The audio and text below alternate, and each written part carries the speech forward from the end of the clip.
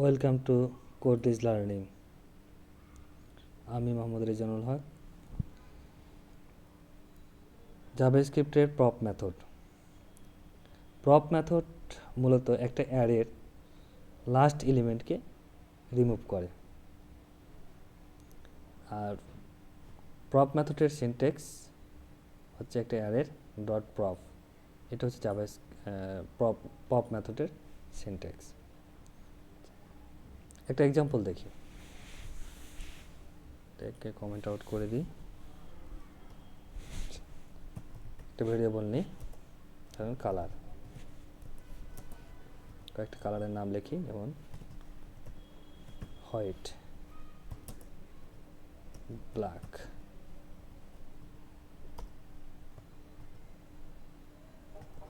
Green. তিনটা কালারের নাম লিখলাম। এখন আরেকটা ভেরিয়েবল নিয়ে আমি প্রপ নামে একটা ভেরিয়েবল নিচ্ছি। এখানে কালার প্রোটোটাইপের অ্যারেটাকে আমি কল করলাম, দেন প্রপ মেথডটাকে দিচ্ছি। প্রপ মেথডে এখন আমি কনসোল করতেছি, কনসোল ডট লগ প্রপড।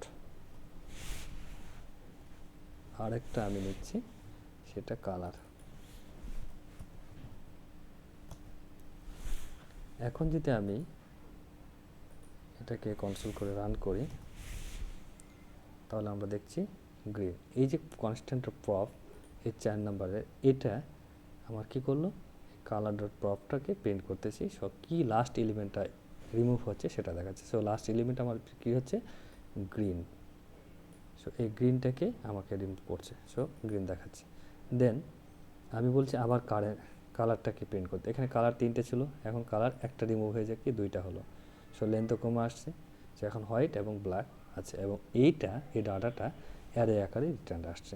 এটাই হচ্ছে পপের কাজ। হ্যাঁ, যদি আরেকটা অপশন আছে পপ মেথডের, যদি এই অ্যারে মেথডটা এমটি হয়ে থাকে, সেক্ষেত্রে এই প্রপটা তো ডিলিট করার কোনো অপশন পাচ্ছে না। সো এইটা আনডিফাইন্ড হবে।